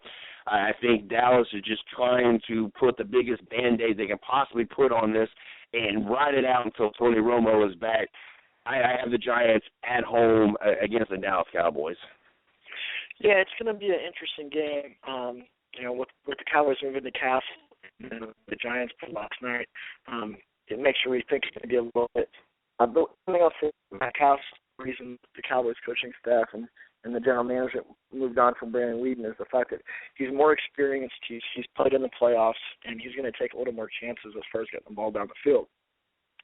Now, to make that a lot easier and to make really a big point in how the game and how the outcome is, going to happen. It's the fact that Dez Bryant may play, since his first game back since week 1 against the New York Giants. Matt Castle, and this is when he's not successful in this league, he's always had a big-time, tall, physical receiver that can get down the field. In New England, it was Randy Moss, and that 1 year in Kansas City that he went to the Pro Bowl, it was Dwayne Bowe. Since then, since he was in Minnesota, Buffalo, Kansas City, after Bo kind of fell off, he's never had a legitimate big-time receiver kind of go up in one-on-one situations and just grab the ball away. So if Des plays, I think that's a big plus for Castle because the Cowboys receivers have really struggled to get open. A few other things to even note is the Cowboys are going to replace their left guard, Ronald Leary, with Lyle Collins, the undrafted rookie who was, supposed to be a first round top 10 pick. He will get the start at left guard, and then Chris Michael, the Cowboys traded the back from Seattle. He was a combine workout warrior, was traded for a 7th round pick to the Seahawks, and hasn't produced, but majority of the first team reps in practice. So Cowboys changing a lot of things up, trying to stay close in the East. Giants are on a short week. It'll be interesting with the way things play, but I think the Cowboys in the injury situation, you kind of have to lean towards the Giants as much as pains me to say, but it does Bryant. I think the Cowboys' chances are a lot better. Yeah, one more thing on the list, and we're going to get you out of here, and that is the upset pick for week number 7. And I'm looking all of them down this, and I don't know, a lot of the matches to me are pretty even. Philadelphia beating Carolina, that would be an upset. I guess if Baltimore goes into Arizona, that could be a big upset as well. A lot of the matchups are pretty even. Either the teams are both horrible or the teams are pretty fair or pretty good. I want to get your upset pick of the week, and then I'm going to throw my upset pick in there. Alrighty. I mean, as much as I like to think that the Jets could maybe knock off the Patriots, I'm right there with you. I'm not going to bet straight up against New England and Bill Belichick and Tom Brady, but I think your Cleveland Browns go into St. Louis and steal one away from the Rams. See, as much as I believe that the Cleveland Browns could go in and beat the St. Louis Rams, I don't call it upset when the Rams are basically with the same record, 2-3, and Cleveland sitting at 2-4. I don't know. To me, it's a pretty even match, and I like that. And I'm going to probably pick Cleveland to do it. And I guess some people would visualize that as an upset. I don't know. I guess just because all the games have been close, and I know that the Browns can win, and vice versa, all the games have been kind of close for St. Louis, and I know they can win any game, any given weekend. They pretty evenly match up to me. The game I'm going to go with, though, is I'm going to go with the Oakland, and yet I'm doing the same thing because both of them are pretty evenly matched record-wise. I think Oakland is probably the most underrated 2-3 team out there, a 2-win team. I think that there is a lot of potential out of that Oakland team, offensively and defensively, especially with Carr and Cooper and Crabtree. I just like what this Oakland team could bust open and do if they could get all the pieces on the same, working together and all on the same page. I'm going to take the upset with Oakland going into San Diego and beating the San Diego Chargers. I like that too, man. I've been hot on the Raiders since the beginning of the year, and like you said, with Amari Cooper and Carr kind of still figuring it out together, I think they can take care of the Chargers as well. So we will see. Gotcha. I want to thank you once again. I enjoyed the hour and a half that you gave us this week, and we're looking forward to talking Week 7 with you next week. Hopefully we'll have a couple of conversations throughout the week. You enjoy the rest of your week, and if I don't talk to you before Monday, we'll talk to you Monday. All righty, guys. Have a good week, and enjoy the rest. Yes, sir. That was Patrick Taylor from Line Blower. Make sure you guys check them out at lineblower.com. Make sure that you guys follow them on Twitter, line_blower. Also check them up on Facebook as well. Two parts of the party done. We had the pre-party with Hannah Newhouse out at the Driver for Diversity Combine. Then we actually had the party. We had Patrick Taylor from Line Blower join us. Now we got the after party, and I tell you what, if you don't know this man personally, you'll know why he is the after party kind of guy. I've had the opportunity to hang out with this man late quite a few nights and hang out on a few other occasions. Probably the most knowledgeable man I know in the NHL or just hockey period, and probably one of the coolest guys you ever get to meet. Our very own NHL expert, Izzo. How are you doing tonight? I am doing pretty well, Jay. Pretty tired. It's been a busy work week, and watching hockey right now as I'm talking to you. Hockey. 2 weeks in. I know that you still got to have that Christmas buzz as you finally been handed the present of the NHL season back in full effect. Before we jump into that, why don't you throw out your Twitter handle and anything else you want to throw out there real quick? Hey, you can follow me at 110 Puckhead. I know I haven't been on lately. It's been kind of crazy at the real job right now. I'll be posting. I'll be on tweeting like crazy for the next couple of days. Got a lot of good games coming up. We had a pretty good string of games going on right now. As we move along, we had 7 games tonight. Pittsburgh defeated Florida 3-2 in overtime. Sidney Crosby gets his first goal of the season in that. The Dallas Stars skated in Philly and came out with a win on NBC Sports Network tonight with a 2-1 victory over Philly. Right now, we have a game going on. One of the just ended, going into overtime. Tampa Bay is tied with Nashville 4-4 right now. Also going on right now, with a little bit left to go in the second period, the Washington Capitals have a 4-1 lead over the Calgary Flames. Alexander Ovechkin scored a goal and recorded his 900th career point tonight, so congratulations to Mr. Ovechkin on that feat right there. This one also ended in overtime. Coyotes went into New Jersey and lost 3-2 to New Jersey tonight, which was actually a pretty good game to watch. And your Columbus Blue Jackets still have a goose egg on that win column. They lose to the Islanders tonight, 4-0. So we also it's also going to be a little bit of a rough ride right now for Columbus. I've been reading a couple articles saying that they better get the ball rolling, or there might be some coaching changes made here pretty soon. So that was what's on the table tonight. We also, the biggest matchup of the night, which is probably the 2 hottest teams right now in the league, with the St. Louis Blues going into Montreal and taking on the Canadiens. The Canadiens skated to a 3-0 victory in that game. So that is what we have on our plate tonight, Jay, and it's been some pretty good hockey so far the last couple hours. I bet it has. Now that we got 2 weeks into the season, and I kind of asked this last week, but now that we got 2 weeks in, not just a week, and we got a bunch of more games in, anything trending differently for this season compared to prior seasons? And have you gotten an even more extensive look at the 3-on-3 overtime, and has your opinion on that changed at all? Actually, no, it's not. Every time I watch it, I fall in love with it more and more and more. It's just crazy to see how much ice that these guys get to, use just with a 3-on-3. It's exciting. It's fast-paced. And you can't afford to, turn over a puck or have a miscommunication, because then just that quickly, that the play can go the other way, and you can end up losing in overtime. But no, I feel every time I've watched a 3-on-3, it has had me on the edge of my seat, and between the great saves I've seen with some of these guys that are out there trying to do their magic, and even some of the goals.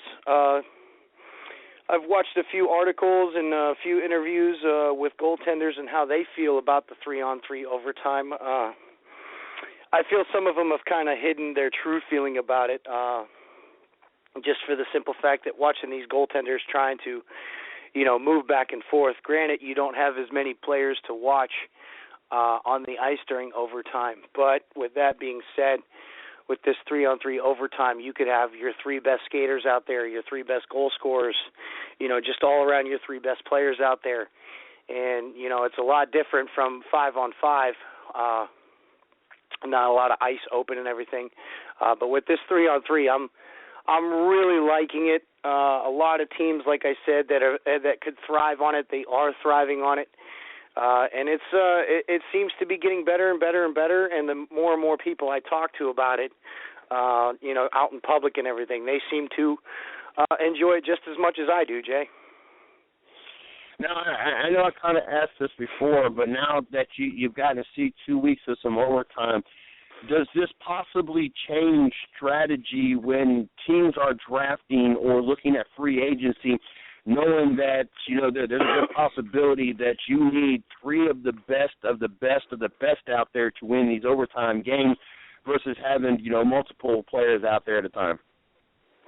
Oh, I think it will, and I think it'll be an even bigger impact as soon as we get closer to the trade deadline, in March. Right now it was kind of like a trial period for the regular season for guys, to see where they stand at in this 3-on-3 overtime. Having your pure goal scorers, guys like Phil Kessel or Patrick Kane or Joe Pavelski from the Sharks, these guys, they thrive on that. They can make things happen with their stick. They can control the pace and the flow of the game with their stick. So teams are definitely going to be looking for those attributes in a very, very skilled player, to help them, win overtime games. Because, you get in overtime, you split a point, and if you win, you get that extra point. And all those points are going to matter here, in the next 2 to 3 months. So I do believe that teams will be, they're probably making judgments and assessments right now. What could we do a little bit better? What is something that we need to look for? And a player to, possibly, win a few overtime games when games are a little bit tough to win in regulation. I do believe that it can change the outlook of a general manager for a team and everything like that, especially a team who isn't, star-studdedly packed like certain teams are in the league today with, the Blackhawks, the Pens, and the Blues and the Capitals and the Canadians. These teams right here just chomping at the bit. Even watching the Pittsburgh overtime tonight was very, very thrilling. Pittsburgh has probably one of the best offensive combinations in the league right now, and they seem to be thriving on it. And teams like these are going to be, stealing easy points here, especially from the guys that don't have all these superstars and studs. Now, before we jump into talking about two of the hottest teams, talking about St. Louis and Montreal, 2 weeks into the season, you got about 5 to 7 games, depending on what your schedule looks like so far. Has there been any players out there that have really wowed you, and so far, and vice versa? Is there any players that you was high on going into the season, and you are, and not to sound 2015-ish, but is there any players that you're looking at talking about? You're looking at them like WTF? There is one. There is a couple. As we will get to the one that I really wanted to talk about tonight. But Panarin from the Blackhawks, who is a rookie this year, skating with the Blackhawks, was as of a couple of days ago was in second place in rookie scoring. This kid is a very, very fast-paced skater, sees the ice really good, very, very high hockey IQ, knows where to be, down in the offensive zone, knows how to make himself open and get, a good scoring chance, a good shooting lane to try and make something happen. He's impressed me very much. I think he's going to fill in quite nicely for the exit of Brendan Saad, who went to Columbus. I think he's going to pick up right off where Brendan Saad left, especially with him skating with the likes of Marian Hossa and Patrick Kane and Jonathan Toews and everybody like that. So Panarin from the Blackhawks has really just come out of nowhere and has just stolen the spotlight right now. I feel that he's going to have a pretty good year. For right now, he's definitely on the Calder list for Rookie of the Year right now. If he keeps the scoring up and everything like that, 7 points in the first 2 weeks, of the season, he could be on pace for, a 30, 40, maybe even possibly a 50-point season if he can keep this production up. Gotcha. Now, more specifically, the Canadians and the Blues. What has caused these two teams to start off and have such a good start so far? Well, that's a good question, Jay. That's a very good question. I believe that Montreal right now is probably the best team in the league, especially going 7-0 right now into the season, which is very, very, very hard to do. They got 12 points so far right now. Well, 14 points on the regular season right now. Their penalty killing is very good. Their power play is a little bit off, but they're still managing to score goals 5-on-5, and they're getting excellent goaltending from Carey Price right now, who is probably the best goalie in the world as of right now. Very, very sound in net, very good at handling the puck. Came close a couple times to scoring a goal, so I'm thinking maybe this year might be the year that he might get a chance to score a goal from all the way down at the end of the ice. Montreal is a very sound, complete team. Going in and not being afraid of any team that they skate against, whether it be Detroit or Pittsburgh or anybody like that. They're probably the top dog on the mountain right now. And the way they're playing, it might be a while before they get knocked off that mountain, even if they do get knocked off that mountain right now. 14 points throughout the first 2 weeks, that gives you a pretty good sizable lead in your division and in your conference. It looks like they're going to be, trying to go for that President's Trophy for the most points in the regular season and probably end up taking a number 1 spot in the playoffs. But we're only 2 weeks in, and there's 82 games, and anything can switch at the drop of a hat. They've been lucky for with staying away from the injury plague bug for right now. So hopefully they can keep up on that and stay healthy. Matt Pacioretty is having an excellent season for him right now, getting pretty hot. Got a nice streak of a couple points going on here or there for the Canadians, and they're just all-around good hockey team. Michel Therrien has that team going in the right direction, and it's going to be a while before they get knocked off that right direction and lose a couple games. This isn't going to be a team who's going to lose 2, 3, 4, 5 games in a row. This is going to be a team that's going to win 3, 4, 5 games in a row, before they even lose one or even come close to losing one. So everybody on this Canadians roster right now is buying into it, and they're going to definitely try and make a serious push when push comes to shove at the end of the season, Jay. Now, the Arizona Coyotes sitting at 6 games, 3-2-1, and even though they're on a 3-game lose streak right now, they have a very talented young group out there. Tell me a little bit more about this young, talented group in Arizona. You know what?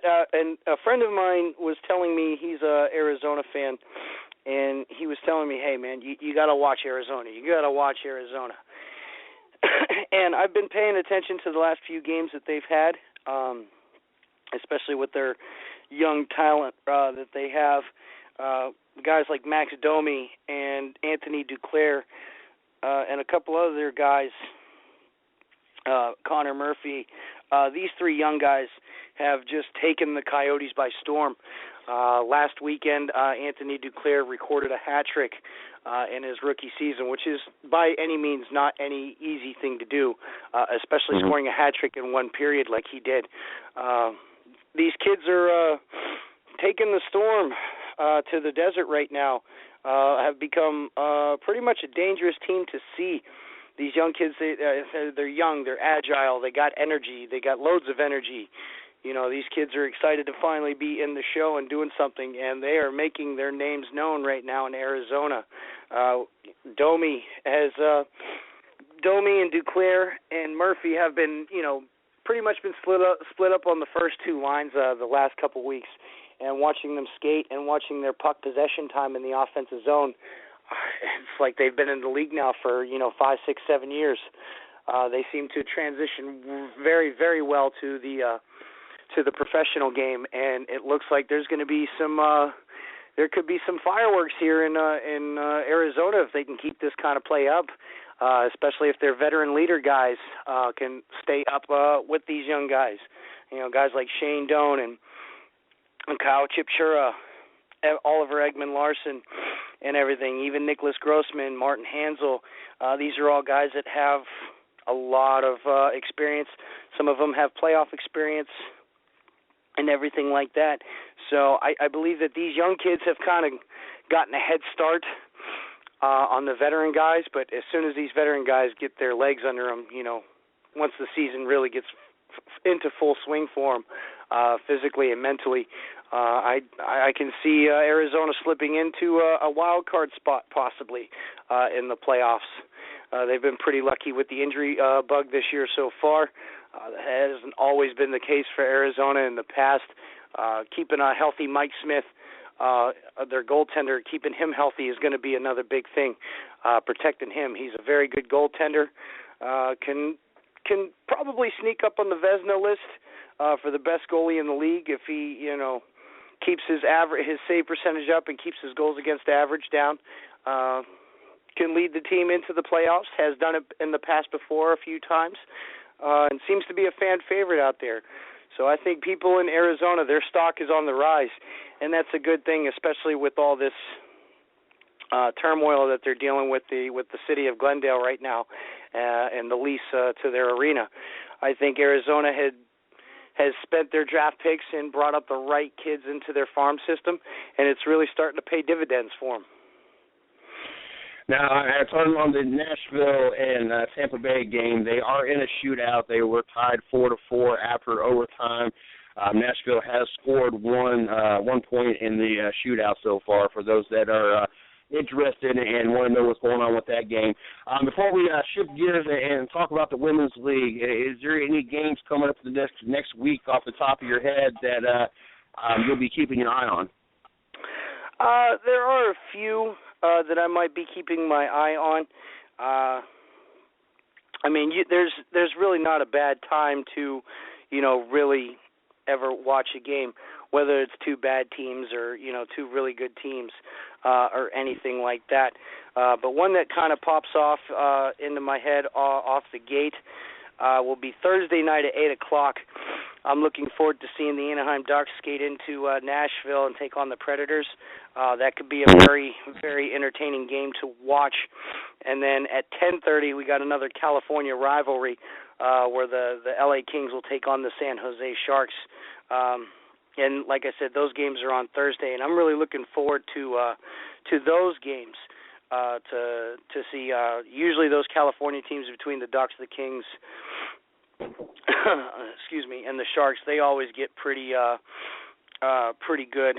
One I'm actually looking forward to tomorrow night, which will be on the NBC Sports Network for Wednesday night rivalry night, will be an old school matchup between the Philadelphia Flyers going into Boston at the TD Garden Center and taking on the Bruins at 8 o'clock on Wednesday night tomorrow night.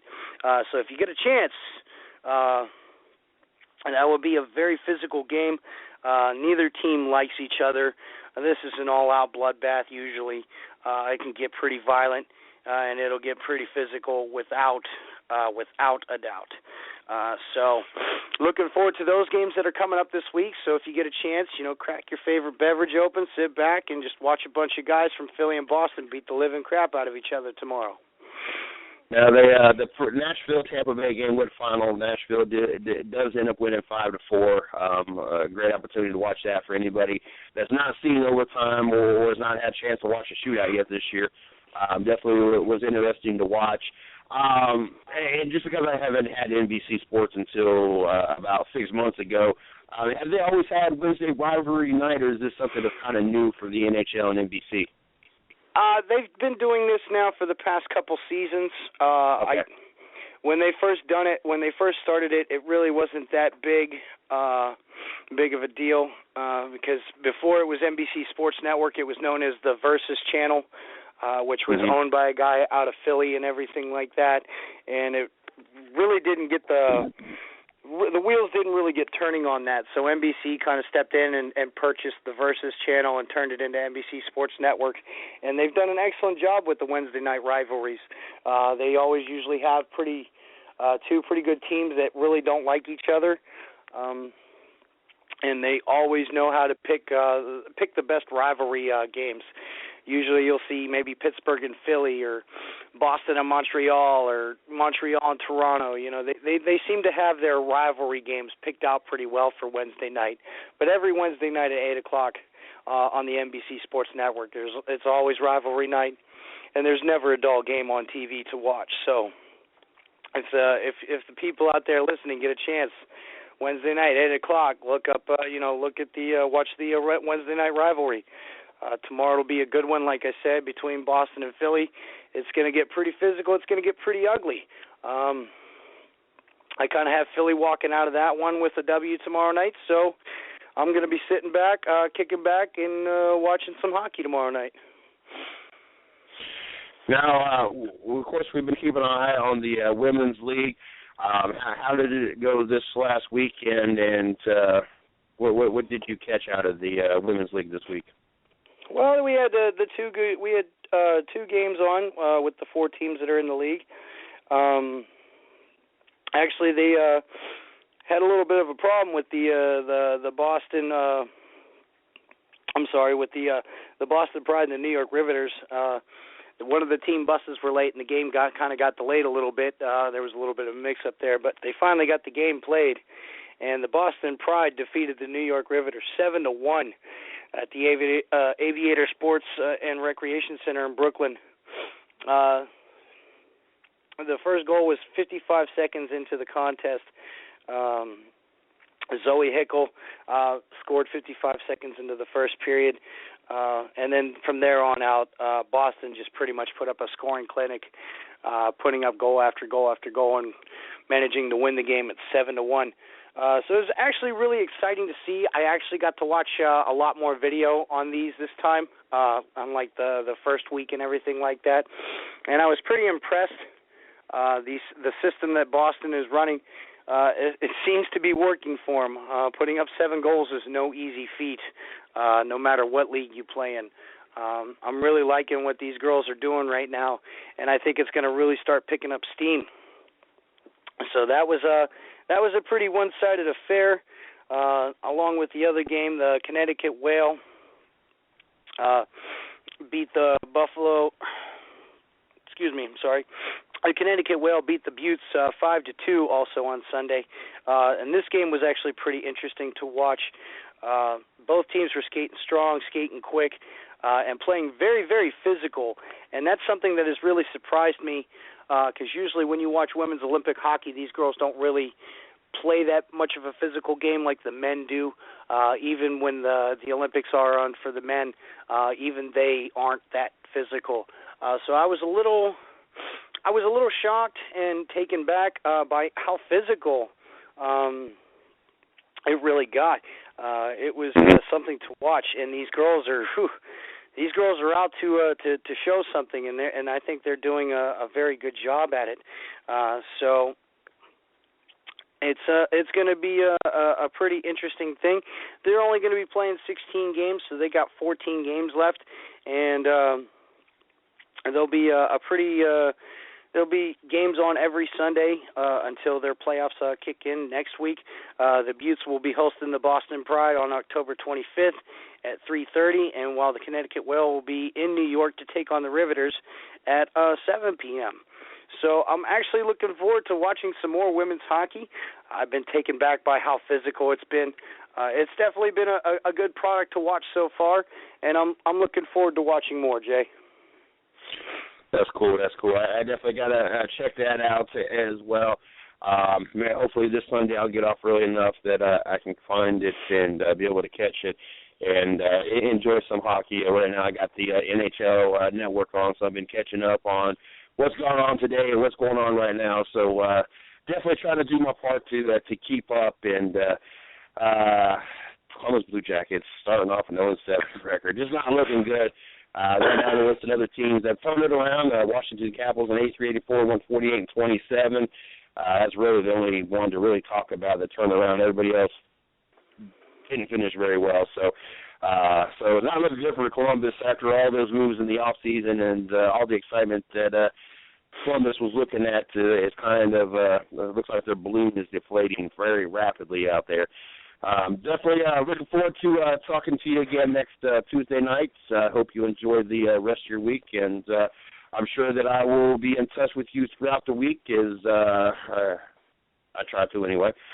You enjoy the rest of your night, and we'll catch up soon. All right, Jay, you have a good night too. I feel we're going to be doing the same thing here in about a few minutes. So you take care of yourself, and we'll catch all you puckheads next week. Make sure you follow me at 110 Puckhead there on Twitter. Holler at me, baby. Holler at me. Tell me who your team is, who you rooting for, who can't you stand, who's disappointing you. So, keep that in mind. And, hey, sit back tomorrow, watch the Boston Bruins take on the Philadelphia Flyers in Boston. Crack your favorite beverage open and get ready for rivalry night tomorrow night on NBC Sports Network. Most definitely we'll have it on as we got the show going on tomorrow night. So you can count on one person tuning in tomorrow night. Izzo, you have a great night, and I'm sure that I'll be messaging you here soon. All right. You too, Jay. Thank you. Yep. That was Izzo, our NHL expert. I tell you what, I promised you guys that Tuesday night was going to be a great show. I promised that we would not disappoint. Hannah Newhouse from the Drive for Diversity Combine, Patrick Taylor from Ryan Blower, and then our very own NHL experts wrap up this party. I'm glad that Tuesday nights are what they are. Looking forward to continuing making Tuesday night the must-be place for the 110 Nation Sports Radio Network. It's an honor and privilege to have that happen for us. Don't forget, tomorrow night we got Sarah Cornett-Ching rejoining us, and also Erica Enders. I'm looking forward to having both of these young, talented drivers on the show. Also, tomorrow night is our picks night, so Shorty and myself will be giving our NFL picks. Don't forget, Thursday night you got Racing with Big Sweat. He's got a whole line of drivers coming on. Looking forward to having that opportunity. And then don't forget, noon, the new show that debuted last week, the CJ and Shorty show kicks off at noon on Fridays. Make sure you check that out as well. You guys, make sure you guys check out our site, www.the110nation.com. Check out our blog site, www.the110nationsports.com. Like us on Facebook, follow us on Twitter. Yes, have a great night, and we'll talk to you guys tomorrow. O'Reilly. The next time you need auto parts and accessories, trust the parts professionals at the 30 Raleigh-Durham O'Reilly Auto Parts stores. Our professional parts people know what it takes to get the job done right. Professionals have counted on O'Reilly Auto Parts for decades. Now you can too. Professional parts people, O'Reilly Auto Parts. Better parts, better prices every day. O'Reilly Auto Parts.